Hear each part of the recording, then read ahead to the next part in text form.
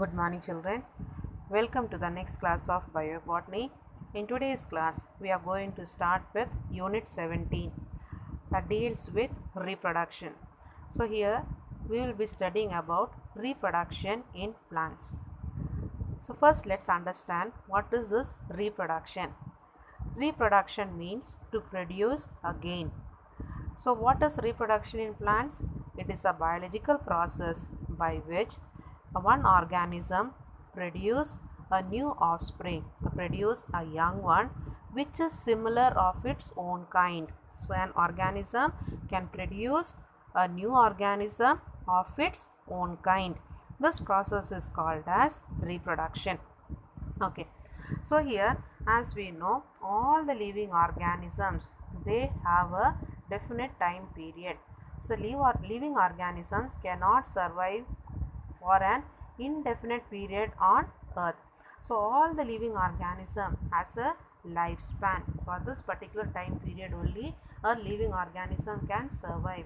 After that, that organism has to undergo death. So here each organism has its definite lifespan. So all have the ability to produce more of its own kind by a process called reproduction. So as we know, all the living organisms, they have a lifespan. So what will happen? To make the continuity of that organism, what will happen? These organisms, they will reproduce. The reproduction is an ability of all the living organism to produce an organism of its own kind, and this process is called as reproduction. Reproduction is the unfolding of life forms where new individuals are formed. It ensures continuity and survival of the species. So here reproduction, because of reproduction only that particular species has its own continuity. Okay, and they have a time, they can survive. Okay, if reproduction is not taking place, what will happen? That organism will come to a standstill and that species will become a extinct species. So here for the survival of an organism, reproduction is essential. If reproduction is not taking place, that species will become extinct. So for the continuity and survival of a species, reproduction is essential. This process is to preserve individual species and it is called as self-perpetuation.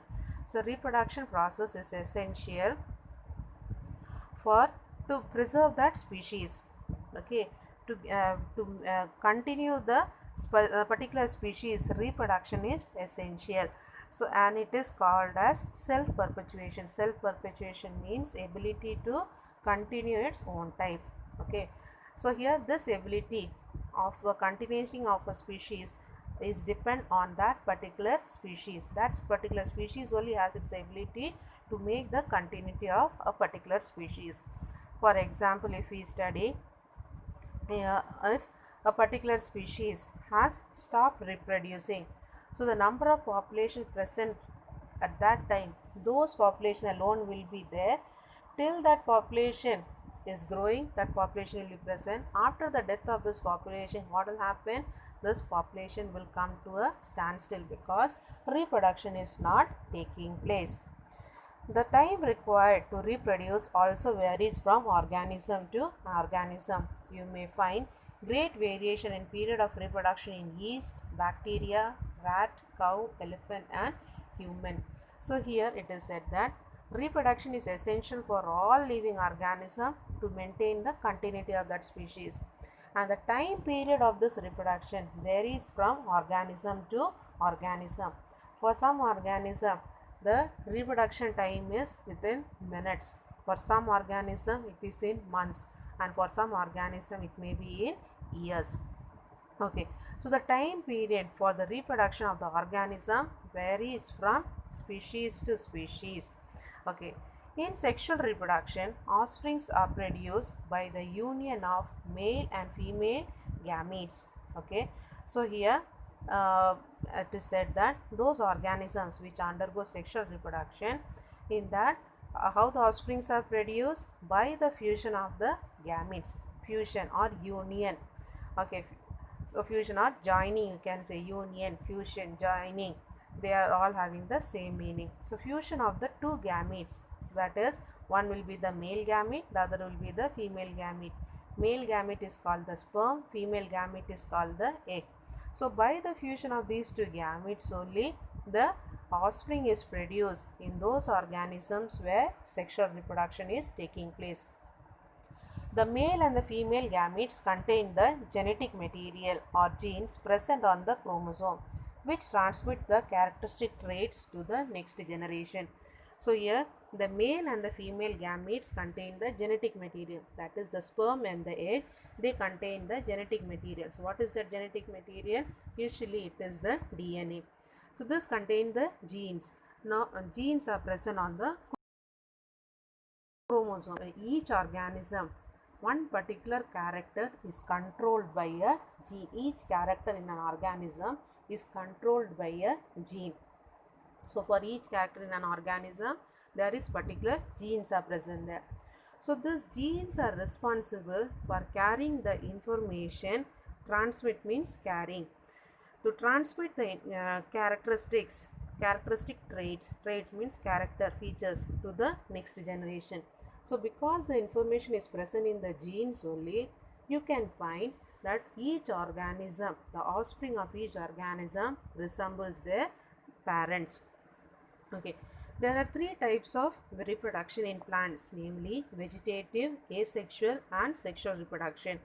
So reproduction, there are three types: vegetative reproduction, asexual reproduction and sexual reproduction. So here vegetative reproduction is what? Vegetative reproduction, the already existing vegetative part in the plant. Okay, the plant, a parent plant is there. In that parent plant, any of its vegetative parts, the vegetative parts can be a root, a stem, a leaf, a bud or even a single cell of that plant. This, if it is used for raising a new plant, this method of reproduction we call it as vegetative reproduction. Okay, that is from an existing parent a new organism is raised, then it is called as vegetative propagation. Next is the asexual reproduction. Asexual reproduction is again there is no fusion of gametes taking place, so reproduction is taking place only by the spore formation. Next, sexual reproduction. Sexual reproduction is what? The reproduction where the fusion of the gametes takes place. So today in our class you will be studying only about the vegetative and asexual reproduction.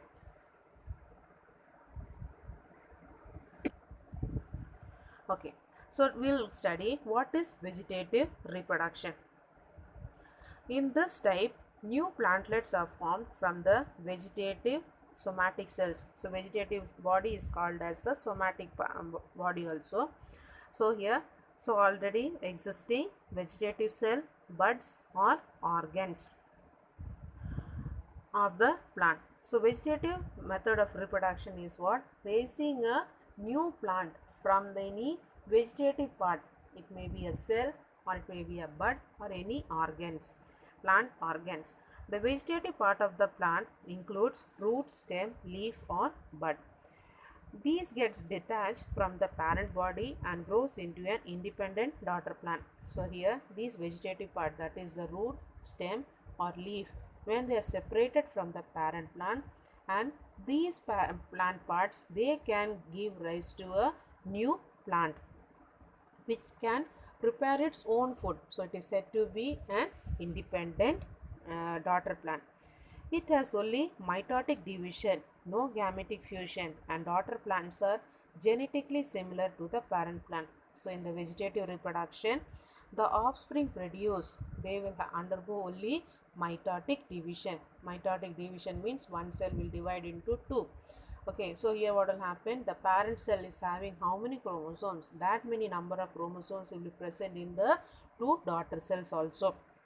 Okay, so here, so we have studied here in the vegetative propagation only mitotic division takes place, no gametic fusion, no fusion of gametes is taking place, and daughter plants are genetically similar. Okay, as we have studied, what is the number of chromosomes present in the parent? that many number of chromosomes are present in the daughter cell also. So the offsprings produced, they are genetically similar to the parent plant. Now various methods of vegetative reproduction we are going to study here. So first method is through the leaves. So example for vegetative reproduction through leaves is bryophyllum. In bryophyllum, small plants grow at the leaf notches. So here you can see in the figure 17.1, the figure of a bryophyllum leaf is shown here. In these leaves, what is present in the margin? There are notches are present, and in these notches there are small buds are present. When this leaf is detached or separated from the plant, these notches, sorry, these buds which is present in the notches, they will develop into a new plant. They will give rise to a young plantlet. So here you can see in the diagram vegetative reproduction through leaves, example bryophyllum. Next we are going to study the vegetative reproduction with the help of stems. So here example in strawberry. In strawberry, aerial weak stems touch the ground and give off adventitious roots and buds. So here in vegetative reproduction through stem, so here in those plants where the stem is weak, so what will happen? They will not always grow erect. When they bend down and touch the soil, the region where they touch the soil, in that region, in the nodal region, the roots will arise, adventitious roots will arise, okay, and the buds present on them will develop into a new plant there. So when the connection, so when these after the root development, when this plant is separated from the parent plant, it can also independently grow into a new plant. So when the connections with the parent plant is broken, the offspring becomes independent. So here you can see the diagram on figure 17.2. So here a strawberry plant, the aerial stem is bending downwards towards the soil. When it comes in contact with the soil, in the that region, the part of the stem which is in contact of the soil will give rise to the roots, and from that a young plant is developed from the stem. The buds present on the stem will develop into a new plant. So this is vegetative reproduction by stem, example strawberry. Next, vegetative reproduction by the roots. So tuberous roots, okay, roots which are tuberous like, okay, so that is in which the food is stored there. So tuberous roots structures, when they are kept, when they are separated from the parent plant and they are kept in the soil, they can also give rise to a new plant. Example asparagus, sweet potato, dahlia flower is also an example for the root vegetative propagation with the help of the root, okay, that is the tuberous roots. When they are kept in the soil, when they are separated from the parent plant and kept in the soil, they can also be used to raise new plant. Next is the bulbils. In some plants, the flower bud modifies into a globose bulb, which is called as bulbils. So here in some plants, what will happen? When the bud is modified, globose bulb-like structure, they are called the bulbils. These bulbils, when they detach from the parent plant, they come in contact with the soil, they will give rise to a new plant. So in some plants, the flower bud modifies into globose bulb, which are called as bulbils. When these falls on the ground, they grow into new plants. Example for this is agave. Next, another method of vegetative reproduction seen here, it is fragmentation. Fragmentation means breaking into pieces. So this is found in algae, lower form of the plants, that is algae, you can find this fragmentation.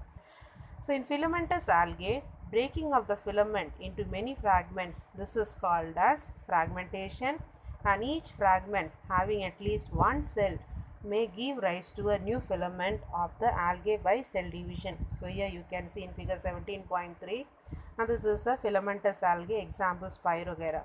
In Spirogyra, there are numerous cells are arranged one above the other in the form of a filament, in the form of a thread like you can say. So here when these cells they break in the filament, each complete cell can give rise to a new filament, okay, new filament of the algae by cell division. So this method is called as fragmentation. Next method of vegetative reproduction is fission. Fission means breaking. Okay. In this type, the parent cell divides into two daughter cells and each cell develops into a new adult organism. Example, amoeba. So here again you can see in this figure 17.4, that is an amoeba. Amoeba, as we know, it is an does not have a fixed shape, an irregular shape. It is having a nucleus surrounded by the cytoplasm. A mature amoeba, what will happen? First, the nucleus they elongate and divides into two. Under the influence of each nucleus, what will happen? It will accumulate its own cytoplasm.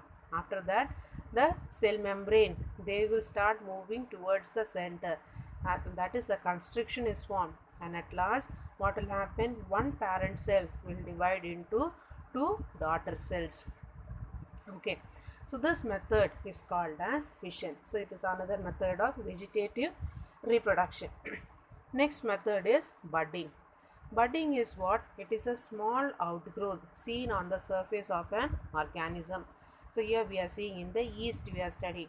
So formation of a daughter individual from a small projection, the bud, arising on the parent body is called budding. Example, yeast. So yeast, we know it is a unicellular organism. On the surface of the yeast, what will happen? A small outgrowth develops, and what will happen? The nucleus will divide and will enter that bud. Similar, sometimes the long chain of buds are arranged one above the other. When these buds they separate out, they will develop into a new organism. Example, yeast. Another example for vegetative reproduction is regeneration. Regeneration means producing again. The ability of the lost body parts of an individual organism to give rise to a whole new organism is called regeneration. Okay, that is, an body part of an individual organism is lost, that part can develop its whole organism can be developed from that broken piece. It takes place in specialized mass of cells. Example, hydra and planaria. So the ability of the lost body parts of an individual organism to give rise to a whole new organism. So from that lost part, a complete organism is developed.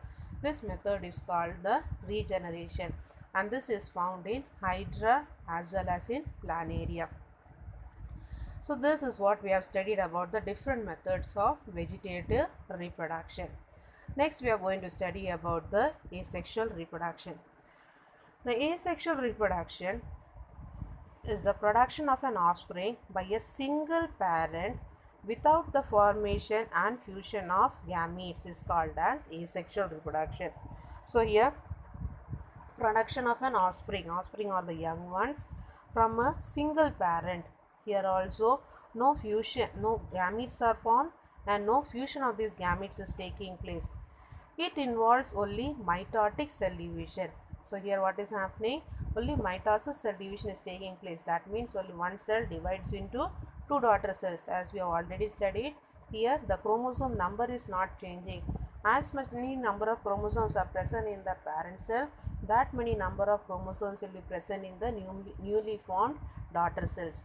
So here only mitotic division is taking place, and meiosis does not occur. Meiosis, when it takes place, only at the time of gamete formation. So in the meiosis cell division, what will happen? One cell will divide into 4 haploid gametes, and each gametes will have only the half the number of chromosomes. Okay, so your offspring produced by asexual reproduction are not only identical to parents but are also exact copies of their parents. So here, as we have studied, no fusion of gametes is taking place. So as a result, the offspring produced, they are just the photocopies of their parents. Okay, asexual reproduction occurs by spore formation. Mostly the asexual reproduction takes place by the spore formation. Now this is a common method of asexual reproduction found in fungi and bacteria. Now during spore formation, a structure called sporangium develops from the fungal hypha. The nucleus divides several times within the sporangium, and each nucleus with small amount of cytoplasm develops into a spore. The spores are liberated and they develop into a new hypha after reaching a ground or substratum. So here first let's study. So here we are studying the spore formation in fungus we are studying. Now first we will learn this, that is the fungal plant body is called as hypha. Okay, so a fungus is made up of numerous thread-like structures. They are called the hypha. This group of hypha is called as mycelium. So here these fungus, when they grow on any surface, it may be a soil, it can be on a a piece of bread, it can be on a leather. So any surface when it is growing, what will happen, this fungus will grow horizontally flat on that surface. Only at the time of spore formation, what will happen, these hypha, they will start growing erect. Okay, they will start growing vertically upwards. Okay, so here the when the hypha which is growing on the substrate, that is on the soil or any substrate, what will happen, these hypha, they will give a root like structure. They are called as the rhizoids. So these rhizoids will help in the absorption of nutrients from that substrate. So what we have studied, uh, only at the time of spore formation, these hypha, they will start growing vertically upwards, and that structure is called as sporangiophores. The hypha which bears the sporangium, they are called as sporangiophores. Now the tip of the spores, they have spherical bodies, that is called the sporangium. Inside the sporangium only spores are present. Each spores have a nucleus which is surrounded by small amount of cytoplasm. So inside the sporangium there are numerous spores are present there. So when these sporangium they matures, what will happen, they will split open, that is called dehiscing, that is called as dehiscing. So when this sporangium they matures, these they will split open or they will dehisce, and they will release all the spores which is present inside them. And these spores, when they come in across the suitable substratum, okay, the suitable surface for their growth, when they come across, they will germinate over them and they will give rise to a new hypha, or they will develop into a new mycelium. So this is the spore formation, method of spore formation, and the multiplication, asexual reproduction with the help of spore formation. So hope children you have understood today's topic, vegetative reproduction and asexual reproduction. Okay, in our next class we will be studying about sexual reproduction in plants. So for that I expect that all of you must have one hibiscus flower with you, so that will make our study easy. Okay children, thank you.